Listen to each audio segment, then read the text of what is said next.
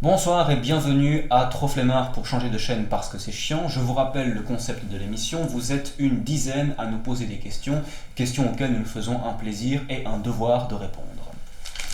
Le thème abordé ce soir sera le cinéma, ou plus précisément les coulisses du 7e art. Avant de rentrer dans le vif du sujet, je tiens à exprimer toute la sympathie de l'équipe à l'égard du réalisateur, sa stagiaire et de son ingénieur du son, tous trois atteints mystérieusement de syphilis. Sans doute cette fameuse bactérie des concombres. Heureusement d'ailleurs que notre courageux et dévoué assistant réalisateur Bob se tue à la tâche pour veiller au bon déroulement de l'émission.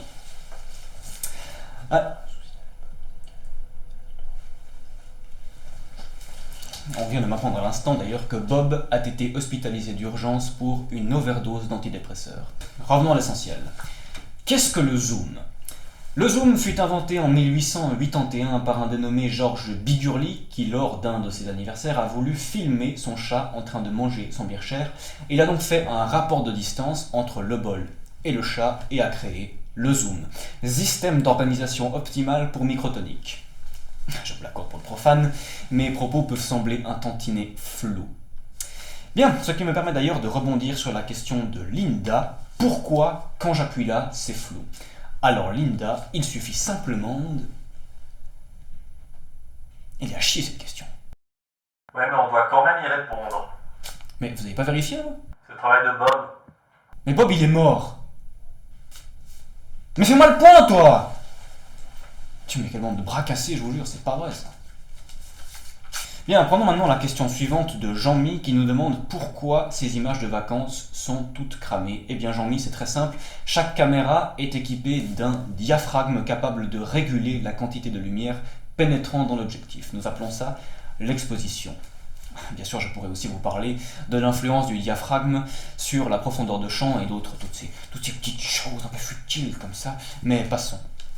Notons d'ailleurs, très intéressant, l'invention du filtre ND ou lunettes de soleil pour les intimes. Bien, passons maintenant à la question suivante. Nous avons une bombe livrée par Meifa, et je cite, pardonnez-moi du langage, « Ce connard de cadreur ne pige rien à mon découpage, comment lui expliquer ces putains de valeurs de plan ?» Alors Meifa, c'est très très simple, change de cadreur. Bien, maintenant pour les autres, un petit récapitulatif des autres valeurs de plan. Attention, ça va vite. Le gros plan, suivi du très gros plan,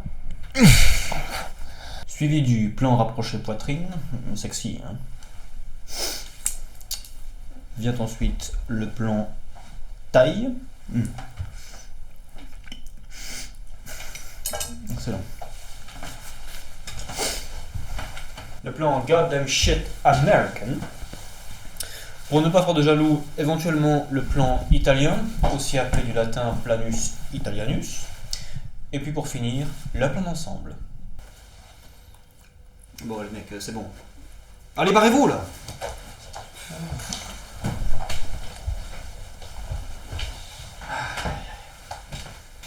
Question suivante maintenant, nous avons un certain Georges qui nous demande qu'est-ce que le travelling.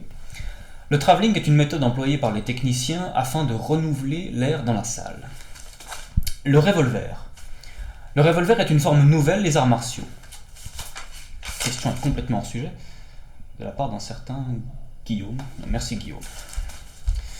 Question fort contextuelle maintenant de Marine, l'équipe technique. En effet, dans une configuration optimale, l'équipe technique comprend un chef opérateur qui illumine nos journées et réchauffe nos plans de sa lumière bienfaitrice, que la lumière soit. Ensuite viennent le caméraman aussi servant de machinot, la réduction de budget oblige. Tout comme l'ingénieur du son, qui est aussi pousseur de travelling, qui ne fonctionne pas tout seul. D'ailleurs, nous sommes vraiment fauchés, ce qui fait d'ailleurs que l'émission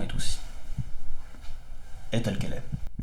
La suite avec une question de Wade, comment font les comédiens pour endurer de longues et rigoureuses journées de tournage ? Eh bien Wade, c'est très simple, il s'agit de la patience.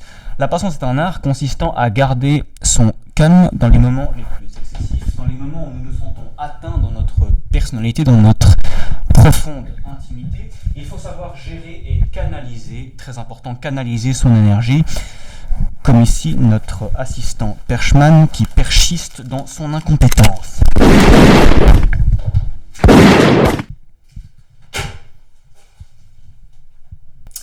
Quelque chose de plus pointu et méticuleux maintenant, le faux raccord. Erreur que l'on peut très facilement éviter sur n'importe quel plateau de tournage avec le travail méticuleux de la script.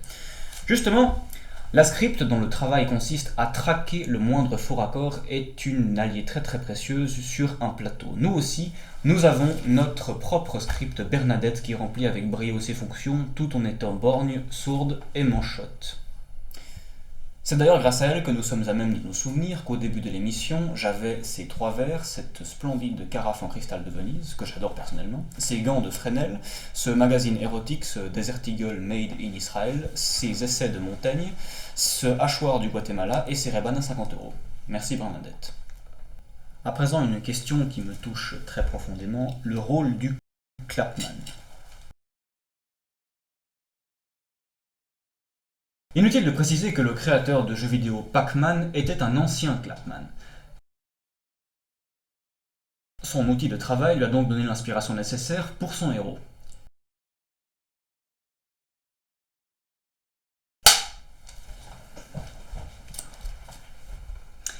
Lors d'un tournage, le son et l'image peuvent être enregistrés séparément. Le clap est donc un outil de travail permettant de synchroniser les 2 éléments pour le montage.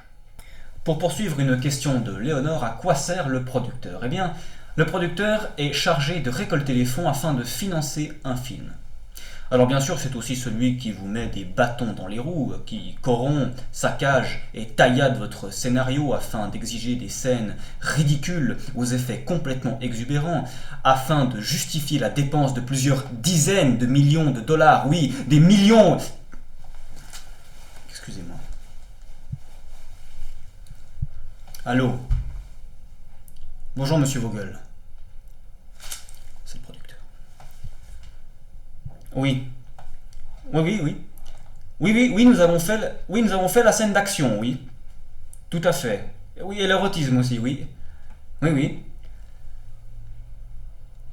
Ah.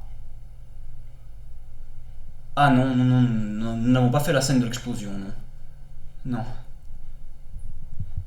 Bien sûr. Vous êtes désappointé. Je comprends. Oui. Très bien. Mes hommages à votre épouse. Au revoir. Au revoir.